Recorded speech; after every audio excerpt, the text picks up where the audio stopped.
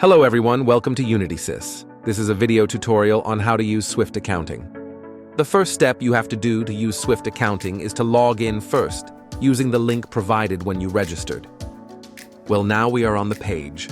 Then you just have to fill in the account you have. After we fill it in, click the Login button.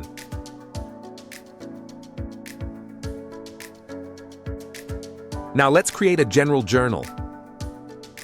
On the left menu, click on the journal. Now, on the journal page, let's enter the journal entry.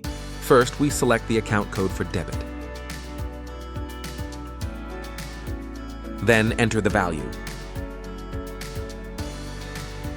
Then we also enter the description. After that, we do the same steps for credit. Select the account code.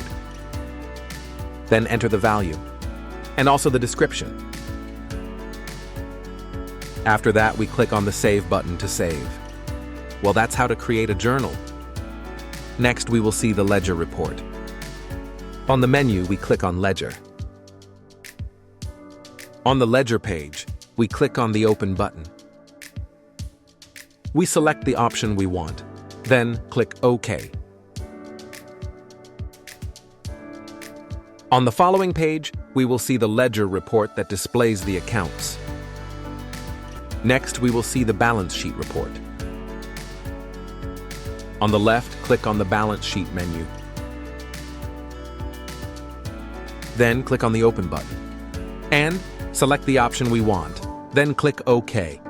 After that, the page will display the balance sheet report. Next, we will see the income statement. On the left menu, click on Profit Loss. Then click the Open button. Select the option we want, then click OK. The income statement will appear. So that's a little guide about how to use Swift Accounting. It's really easy, right?